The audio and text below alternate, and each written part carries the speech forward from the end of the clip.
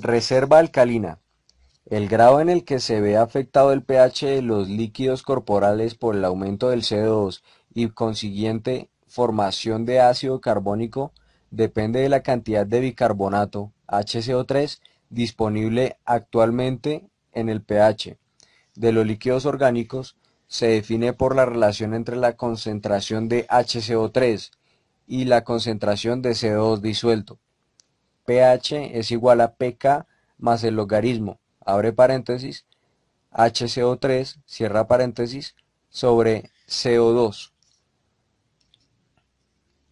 Normalmente, en situación de reposo, la relación HCO3 sobre CO2 es de 20,1 para un pH de 7,4. En el organismo, la cantidad de iones de bicarbonato disponibles para ejercer de amortiguadores se denomina reserva alcalina. Algunos estudios han intentado aumentar el rendimiento en pruebas anaeróbicas mediante la administración exógena de HCO3, suponiendo que de esta forma aumentaría la capacidad de buffer. Pero los resultados positivos que muchos de esos estudios muestran hay que asumirlos como reservas, ya que depende de la población estudiada, del test o de prueba realizada, de la dosis recibida, etc.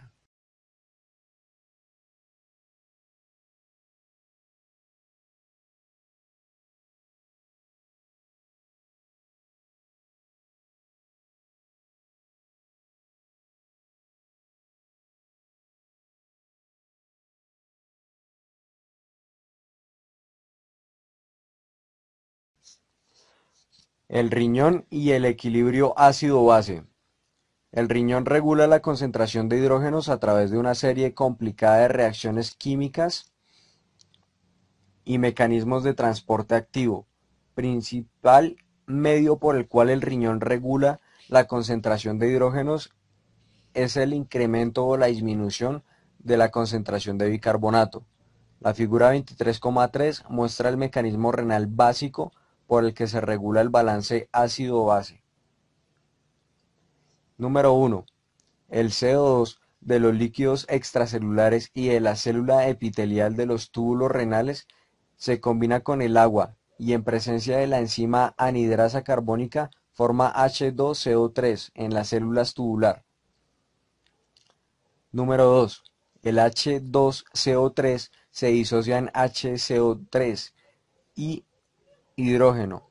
Este último es transportado de forma activa o secretado al interior de la luz del túbulo renal, desde donde es excretado en la orina como agua. El ion de bicarbonato se difunde al líquido extracelular, conservándose de esta forma en el organismo. Número 3. En los túbulos del riñón, los hidrógenos secretados se combinan con HCO3 formando en la luz H2CO3, el cual se disocia en CO2 y una molécula de agua. El CO2 se difunde a la célula tubular y o al líquido extracelular, y el agua se elimina con la orina. Hay que destacar también que los iones sodio, Na, son conservados en el túbulo pasando al líquido extracelular mediante un sistema de transporte activo. Este cambio entre Na e hidrógeno mantienen el balance eléctrico entre los líquidos tubular y extracelular. El sistema renal es lento en su ejecución como sistema amortiguador del equilibrio ácido-base en nuestro organismo, requiriendo entre 10 a 20 horas para iniciar una actuación eficaz.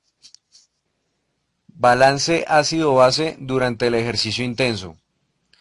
Durante el ejercicio máximo de corta duración, se producen grandes cambios en el balance ácido del organismo, debido a la gran producción de ácido láctico que provoca el descenso importante en el pH sanguíneo e intramuscular, alcanzándose valores de hasta 7 en sangre y 6,4 en el interior del músculo.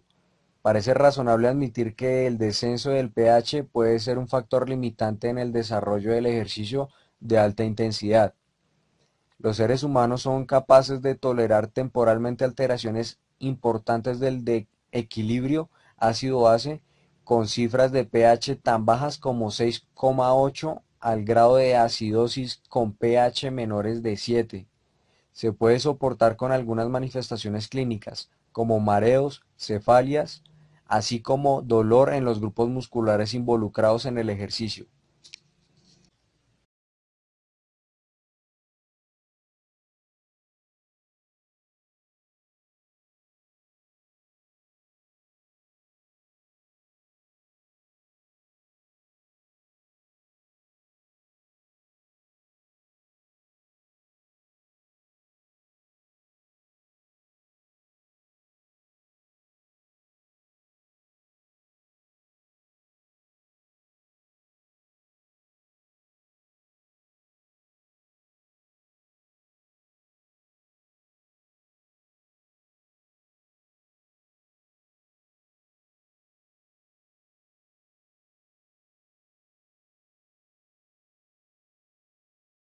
El lactato es producido en el músculo esquelético por dos razones. Primero, por la aceleración de la glucólisis en el inicio de la actividad muscular más rápida comparativamente que la capacidad de la vía oxidativa de acelerar sus reacciones. Y número dos, por la capacidad glucólica máxima que excede a la capacidad oxidativa máxima. Hay que destacar que aunque el pH sanguíneo y muscular tienen tendencias de comportamiento similares, durante la realización de ejercicios intensos, presentan diferencias de entre 0,4 y 0,6 unidades de pH a favor del pH sanguíneo. Es decir, los valores de pH muscular son siempre menores que los de pH sanguíneo. Esto es debido a que las concentraciones de ácido láctico son más elevadas en el interior del músculo que en la sangre, y que la capacidad buffer intramuscular es menor que la de los sistemas buffer en la sangre. Aunque la capacidad buffer muscular es limitada, la sangre posee importantes sistemas amortiguadores para tratar de evitar un descenso marcado del pH en el ejercicio. Como ya se ha comentado, el principal buffer extracelular y quizás el más importante del organismo es el bicarbonato sanguíneo, jugando un papel menos importante la hemoglobina y el resto de las proteínas. En definitiva, la regulación del pH muscular interviene en tres mecanismos diferentes. Número uno, sistema de transporte de membrana. Número 2, amortiguadores físico-químicos. Y número 3, procesos metabólicos. Sistema de transporte de membrana. La acumulación intracelular de hidrógeno y lactato durante el ejercicio se debe esencialmente a que no pueden difundir libremente a través de la membrana celular de las fibras musculares. Así, después de la realización de un ejercicio de alta intensidad y corta duración, 60 segundos, el equilibrio entre el interior muscular y el plasma solo se alcanza pasados 5 a 10 minutos de la finalización de la actividad. Por otra parte, después de realizar ejercicios de perfil metabólico predominantemente anaeróbico, la restauración del equilibrio ácido-base puede llevar hasta 40 minutos de recuperación.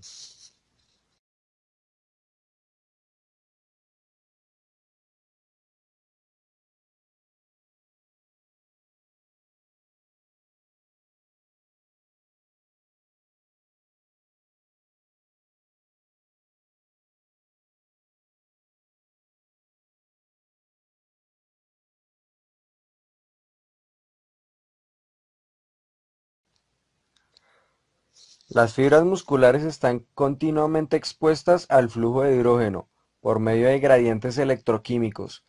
Incluso en reposo funcionan en la célula muscular mecanismos que derivan los hidrógenos al exterior celular.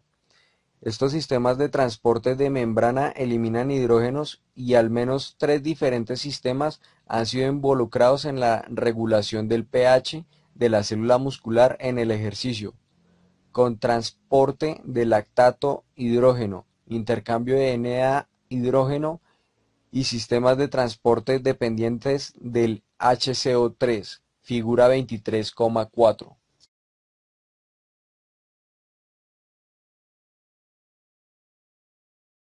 CO, transporte de lactato sobre hidrógeno. Conocemos desde hace tiempo que el lactato no puede moverse libremente desde el músculo a la sangre, sino que el transporte del sarcolema está mediado por un sistema que es saturable y estereoespecífico. Además, exhibe un acoplamiento obligatorio 1,2,1 entre el lactato y el hidrógeno. Así, el contransportador lactato sobre hidrógeno, transportador monocarboxilato MCT, es el principal responsable de los movimientos del lactato a través del sarcolema, aunque también existe un proceso de difusión simple del lactato no disociado. 1996 mostró que durante ejercicios de alta intensidad y unos 3 minutos de duración, las dos terceras partes de los hidrógenos liberados lo hicieron ligados al lactato, mostrando que en este tipo de ejercicio el CO transporte lactato sobre hidrógeno es el sistema de transporte predominante. En cambio, durante el ejercicio de menor intensidad, con menor acúmulo de lactato en la célula muscular, solo una pequeña fracción de los hidrógenos liberados van acoplados al lactato.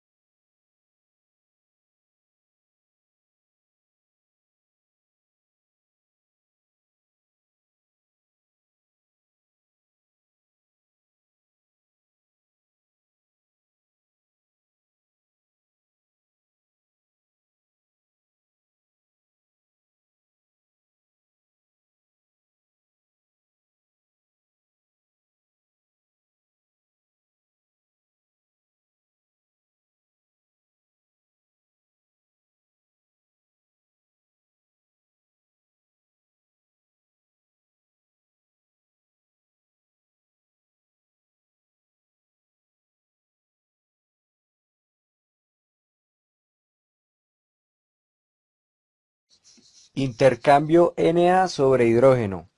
El sistema de intercambio Na sobre hidrógeno ha sido considerado como el más importante en la regulación del pH de la célula muscular en estado de reposo.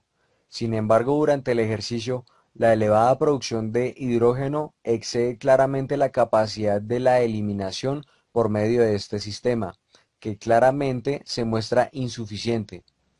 En este sentido, Medbot y Coles 2000 demostraron que durante el ejercicio de alta intensidad el tejido muscular activo puede liberar hidrógeno independientemente del lactato, probablemente por un mecanismo de transporte ligado a Na intercambiador de Na sobre hidrógeno. Sistema de transporte dependiente del HCO3. Parece que la capacidad de este sistema de regulación del pH de la célula muscular es similar al del intercambio de Na sobre hidrógeno, al menos en reposo y en animales. Existe la necesidad de realizar estudios en humanos durante el ejercicio para poder conocer mejor su importancia en la regulación del pH en el ejercicio.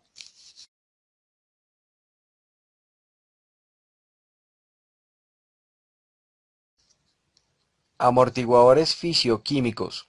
Los componentes de este sistema incluyen el bicarbonato, fosfato y proteínas, ya que la primera fuente de hidrógenos producida durante el ejercicio es el ácido láctico. Parece lógico que la primera línea de defensa en contra del aumento de la producción de ácido láctico resida en el propio músculo. Se ha estimulado que las proteínas intracelulares contribuyen con el 60% de la capacidad buffer de la célula, como un adicional de 20 a 30% de la capacidad buffer total procedente del bicarbonato muscular, el 10 al 20% restante de la capacidad buffer procedente de los grupos fosfatos intracelulares. Procesos metabólicos. Los componentes de este sistema incluyen el bicarbonato, fosfato libre y proteínas.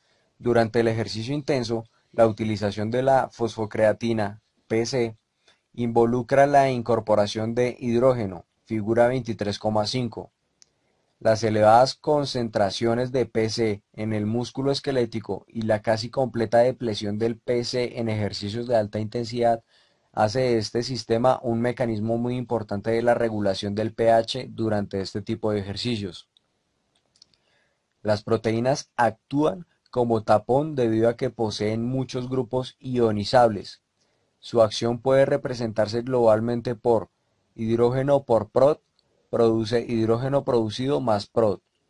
Una proteína tapón de importancia particular es la hemoglobina. Esta capacidad tapón influye sobre el pH del plasma debido a la permeabilidad de la membrana del eritrocito. El principal fosfato como tampón, el fosfato inorgánico, que tiene un grupo ionizable H2PO4, produce un hidrógeno más HPO4. Los fosfatos orgánicos juegan cierto papel, aunque de todos modos, la contribución global de los fosfatos a la capacidad de tapón es relativamente pequeña. Los iones de bicarbonato están en equilibrio con ácido carbónico, H2CO3 más hidrógeno, produce hidrógeno más HCO3. Es un sistema importante de regulación del pH celular. Capacidad buffer y el entrenamiento. ¿Puede el entrenamiento mejorar la capacidad de los sistemas buffer del organismo? Se sabe cómo entrenamientos muy intensos capacitan a una persona para tolerar concentraciones mayores de ácido láctico y menores pH sanguíneos, en comparación a las condiciones previas al entrenamiento. No obstante, no se ha podido demostrar de forma clara que el entrenamiento anaeróbico aumente la capacidad de los sistemas buffer del organismo. Parece que la capacidad de intercambio del sistema Na sobre hidrógeno mejora con el entrenamiento de alta intensidad. Por tanto, la mayor resistencia frente a la situación acidócticas puede estar relacionada con la influencia motivacional, ya que puede que el hecho de que enfrente constantemente durante los entrenamientos a descensos acusados del pH modifique la aptitud del sujeto para resistir las consecuencias adversas y tolerar el trabajo físico en esas condiciones. Por último, no se ha encontrado una correlación significativa entre la capacidad buffer y la distribución de los diferentes tipos de fibras muscular en los humanos.